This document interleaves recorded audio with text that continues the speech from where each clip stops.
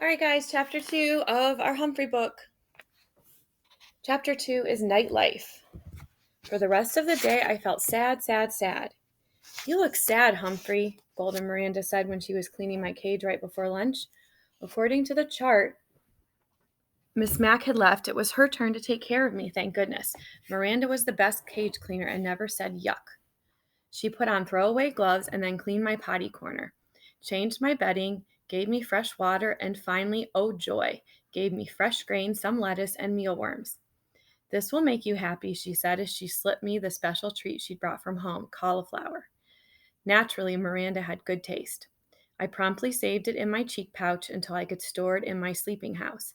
Hamsters like to stash food for the future. After my cage was taken care of, I felt well enough to observe Mrs. Brisbane more carefully. Now, Miss Mack was tall, wore bright blouses, short skirts, and high shoes.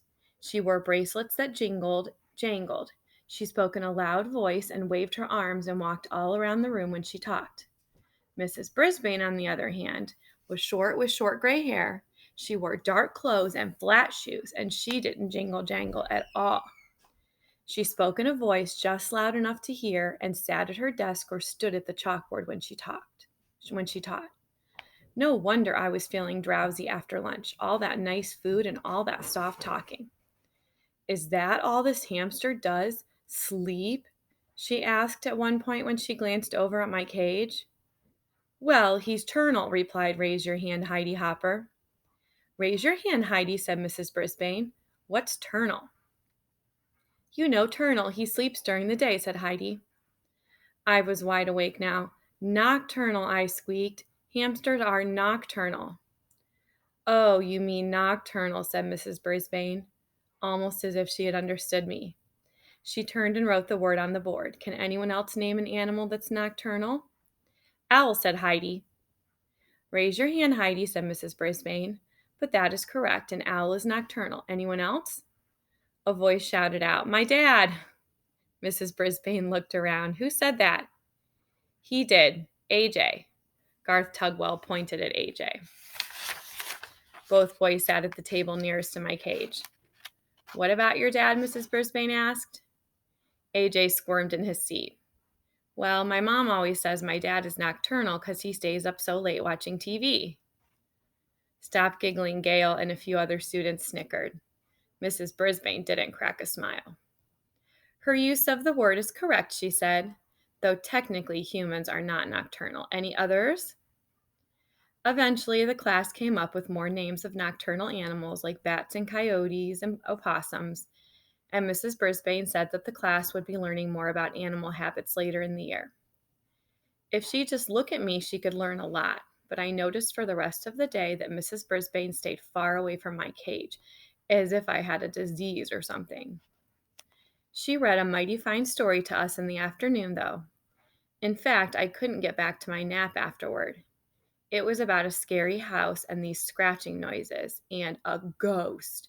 Thump, thump, thump. The ghost came down the hall. Oh, I had shivers and quivers. I have to say, Mrs. Brisbane knows how to read a story. Her voice changed and her eyes got wide, and I forgot about her gray hair and her dark suit.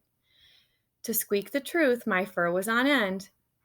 The story had a funny ending because it turned out the ghost wasn't a ghost at all. It was an owl. At the end of the story, everybody laughed, even Mrs. Brisbane. I was beginning to think that life with this new teacher wouldn't be so bad. But I changed my mind when the bell rang at the end of the day and all my classmates raced out of the room, leaving me alone with her. She erased the chalkboard and gathered up her papers. I could tell that we'd be going home. Suddenly, I began to worry. What if Mrs. Brisbane lived in a scary house with spooky noises and a thumping ghost? Or even worse, what if Mrs. Brisbane had a scary pet like a dog? My mind was racing as fast as I was spinning my wheel when she finally approached and looked down at me, frowning. Well, you're on your own now, she said. With that, she closed the blinds and walked away, but I heard her mutter rodent under her breath. She left the classroom and closed the door. She left me alone, all alone in room 26. I had never ever been alone before. As the room slowly grew darker and quieter, I thought back to the happy times at Miss Mack's apartment. There were always cheery lights on and music and telephone talking, and oh dear, during the day I never noticed how the clock on the wall ticked off the sound seconds one by one very loudly. Tick, tick, tick. I was feeling sick, sick, sick.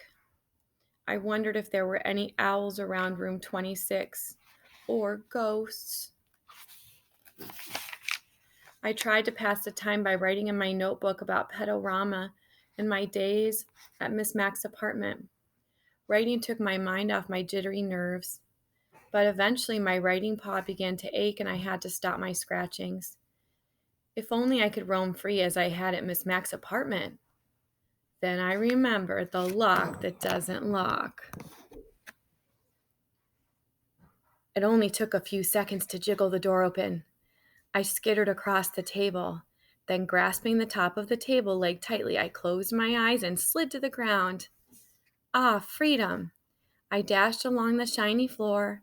I darted between the tables and chairs. I stopped to nibble a peanut underneath Stop Giggling Gail's chair. It tasted delicious and made the coolest crunching sound. I chewed and chomped and gnawed and nibbled, and when I stopped, I heard the sound. Thump, thump, thump. Just like the story Mrs. Brisbane had read us. Thump, thump, thump. Closer and closer down the hall, coming toward room 26. Then, rattle, scratch, thump, thump, thump. Suddenly, I longed for the protective comfort of my cage. I dropped what was left of the peanut and scampered back. But when I got to the table, I thought a terrible thought. I had slid down the smooth, shiny leg straight down, but how was I going to climb up again?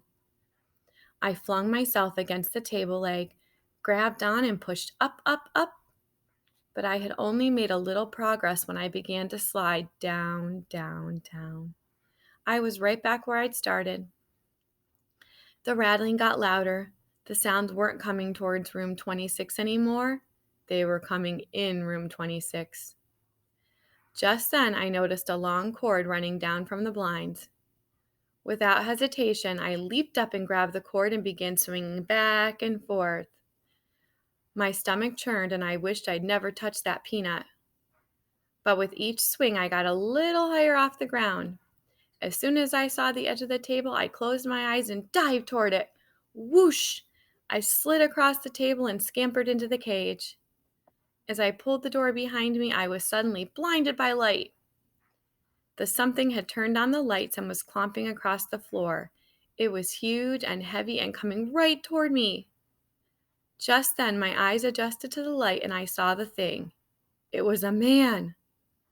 Well, well, who have we here? A new student? A voice boomed. The man was smiling down at me. My, that was a lovely piece of fur across his upper lip. A nice black mustache. He bent down to peer in at me. I'm Aldo Amato, and who are you? I'm Humphrey, and you scared me half to death, I told him. But as always, all that came out was squeak, squeak, squeak. Aldo squinted at the sign on my cage. Oh, you're Humphrey. Hope I didn't scare you half to death, he said with a laugh. I've just come to clean the room. I come every night. But where have you been, he said. He rolled up a big cart with a bucket and mops and brooms and all kinds of bottles and rags on it. Oh, that's right, he replied as if we were having a real conversation. Mrs. Brisbane came back today. She's a good teacher, you know, Humphrey. Been teaching here a long time. Wish I'd had a good teacher like her. Say, do you like music, Humphrey? Squeak, squeak, squeak, I tried to tell him. I love music almost as much as I love Miss Mack. Suddenly, a song came blasting out of the radio on his cart, and he set to work, sweeping, mopping, moving desks, dusting. But Aldo Amato didn't just dust and mop. He spun and swayed, he hopped and leaped, he twisted and twirled. How do you like the floor show? Aldo asked me as he grasped the mop like a dancer holding his partner. Get it? It's a floor show, 'cause I'm cleaning the floor. Then Aldo roared the biggest roar of a laugh I'd ever heard. His big mustache shook so much I thought it might fall off. You like that? I'll show you real talent, Humphrey. Aldo Amato picked up his broom and very carefully stood it up with the very tip balancing on one outstretched fingertip. He wiggled it from side to side. But Aldo moved with the broom and managed to keep it balanced straight in the air for an amazingly long time.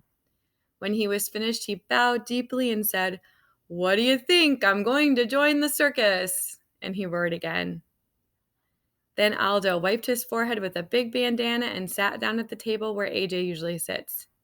You know what, Humphrey? You're such good company, I think I'll take my dinner break with you. Do you mind?